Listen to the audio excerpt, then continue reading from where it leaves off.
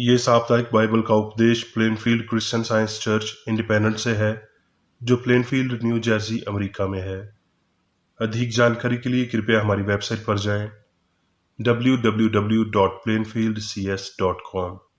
आपके ध्यान के लिए ये पाठ रविवार 2 अगस्त 2020 के लिए है। विषय: प्रेम। स्वर्णपथ। यूहन्ना। भगवान प्रेम है। जो कुछ पिता मुझे देता है वो सब मेरे पास होगा, उसे मैं कभी ना निकालूंगा। उत्तरदायी ध्यान। लूका। परंतु मैं तुम सुनने वालों से कहता हूं कि अपने शत्रुओं से प्रेम रखो, जो तुमसे बैर करें उनका भला करो, और जैसा तुम चाहते हो कि लोग तुम्हारे साथ करें, तुम भी वैसा ही करो।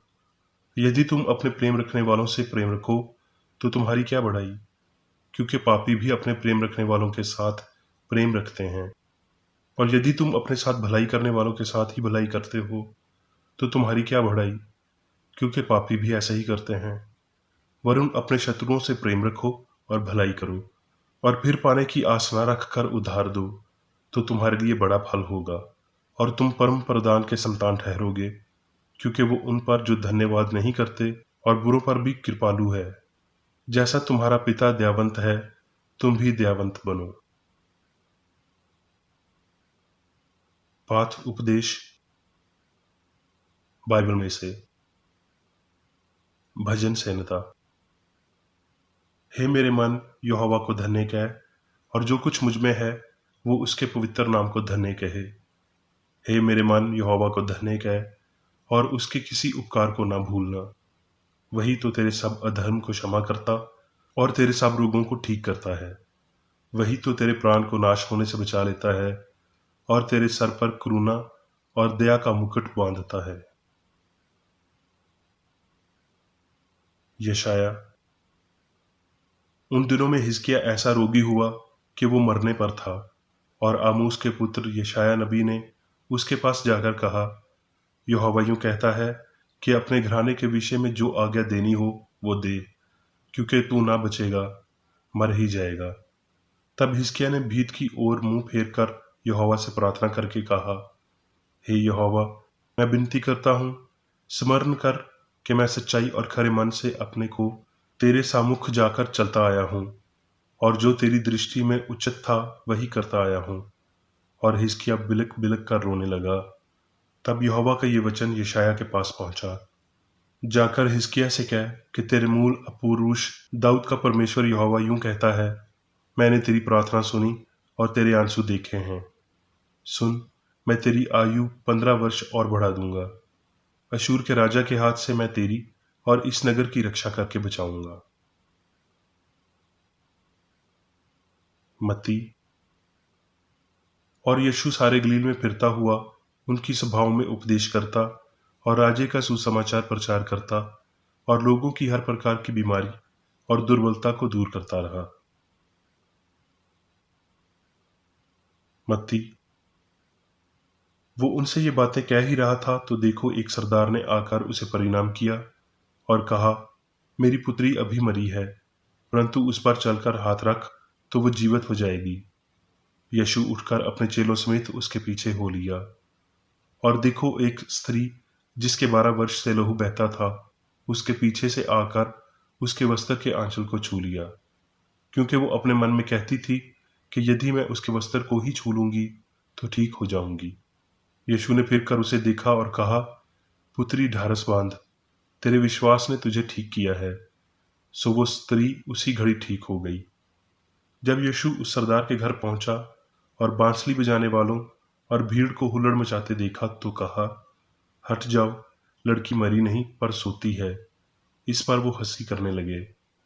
परंतु जब भीड़ निकाल दी गई तो उसने भीतर जाकर लड़की का हाथ पकड़ा तो वो जी उठी। यूहन्ना। परंतु यीशु जैतून के पहाड़ पर गया और भोर को फिर मंदिर में आया, और सब लोग उसके पास आए और वो बैठकर उन्हें उपदेश देने लगा। तब शास्त्री और फरीसी एक स्त्री को लाए जो व्यभिचार में पकड़ी गई थी, और उसको बीच में खड़ी करके यीशु से कहा, हे गुरु, ये स्त्री व्यभिचार करते हुए पकड़ी गई है। व्यवस्था में मूसा ने हमें आज्ञा दी है कि ऐसी स्त्रियों को पथरावा करें। सो तू इस स्त्री के विषय में क्या कहता है? उन्होंने उसको परखने के लिए ये बात की थी, ताकि उस पर दोष लगाने के लिए कोई बात पाए। परंतु यीशु झुककर उंगली से भूमि पर लिखने लगा। जब वो उसे पूछते रहे तो उसने सीधे होकर उनसे कहा कि तुम में जो निष्पाप हो वही पहले उसे पत्थर मारे। और फिर झुककर भूमि पर उंगली से लिखने लगा। परंतु वो ये सुनकर बड़ों से लेकर छोटों तक एक एक करके निकल गए, और यीशु अकेला रह गया और स्त्री वहीं बीच में खड़ी रह गई। यीशु ने सीधे होकर उससे कहा, हे नारी, वो कहाँ गए? क्या किसी ने तुझ पर दंड की आज्ञा ना दी? उसने कहा, हे प्रभु, किसी ने नहीं। यीशु ने कहा, मैं भी तुझ पर दंड की आज्ञा नहीं देता। जा और फिर पाप न करना। लूका। सब चुंगी लेने वाले और पापी उसके पास आया करते थे ताकि उसकी सुने। और फरीसी और शास्त्री कुड़कुड़ाकर कहने लगे कि ये तो पापियों से मिलता और उनके साथ खाता भी है। तब उसने उनसे ये दृष्टांत कहा, तुम में से कौन है जिसकी 100 भेड़ें हों और उनमें से एक खो जाए, तो 99 को छोड़कर उस खोई हुई को जब तक मिल ना जाए खोजता ना रहे?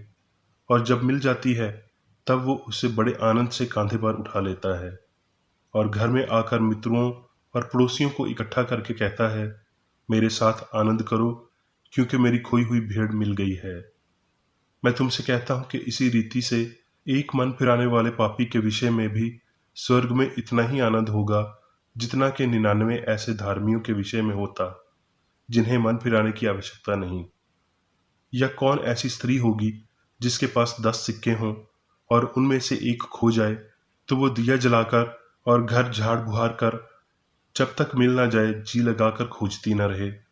और जब मिल जाता है तो वो अपनी सखियों और पड़ोसनों को इकट्ठा करके कहती है कि मेरे साथ आनंद करो, क्योंकि मेरा खोया हुआ सिक्का मिल गया है।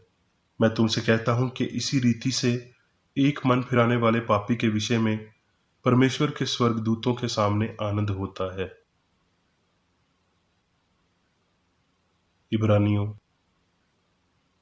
और अपनी आशा के अंगीकार को दृढ़ता से थामे रहें, क्योंकि जिसने प्रतिज्ञा किया है वो सच्चा है।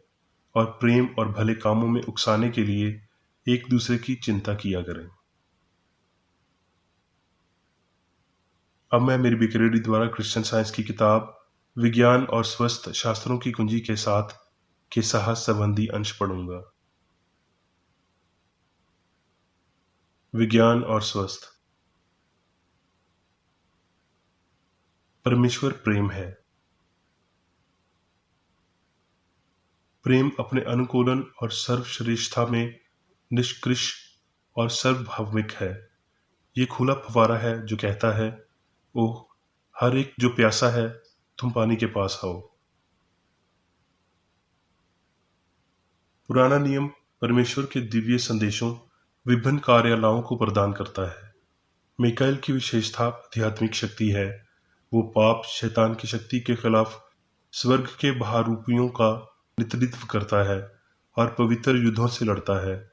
जिब्राइल के पास हमेशा प्रेम की उपस्थिति की भावना प्रदान करने का अधिक शांत कार्य है।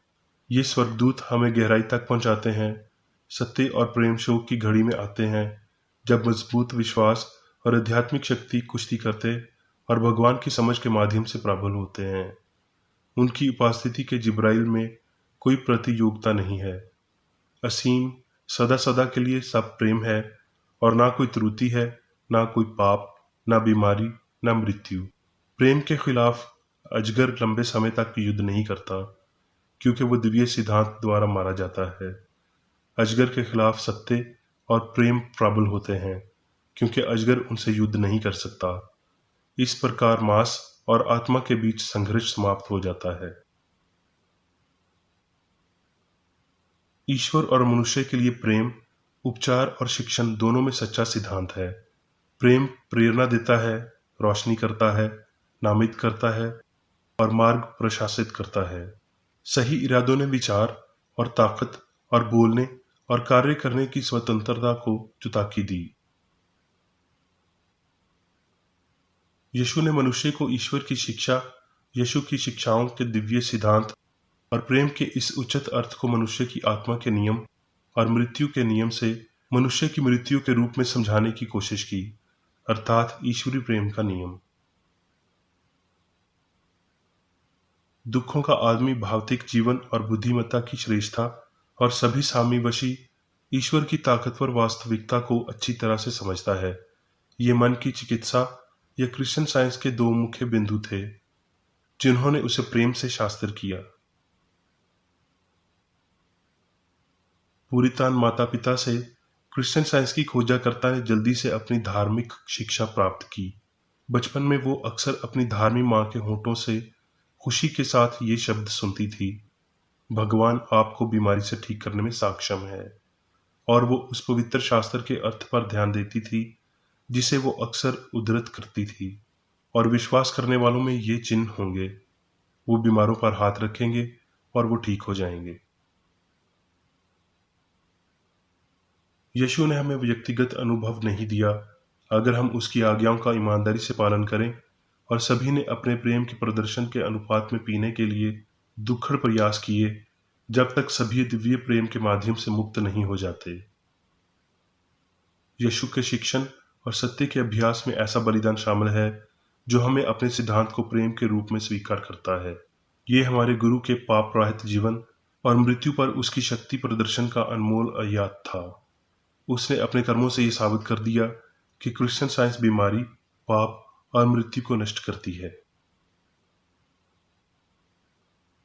यदि वैज्ञानिक दिव्य प्रेम के माध्यम से अपने रोगी तक पहुंचता है, चिकित्सा कार्य एक यात्रा में पूरा किया जाएगा और रोग सुबह की धूप से पहले की ओस की तरह अपने मूल शून्यता में गायब हो जाएगा।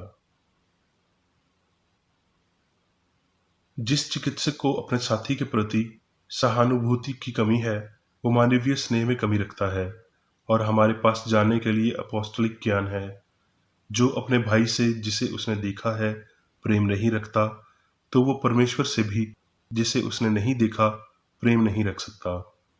इस आध्यात्मिक स्नेह के ना होने पर चिकित्सक को दिव्य मन में विश्वास की कमी है और असीम प्रेम की मनीयता नहीं है जो अकेले ही चिकित्सा शक्ति प्रदान करता है। इस तरह की तथाकथित वैज्ञानिक मक्खियों को बाहर निकाल देंगे, जबकि वो बड़े पैमाने पर साहतिकता के ऊंटों को निगल लेंगे।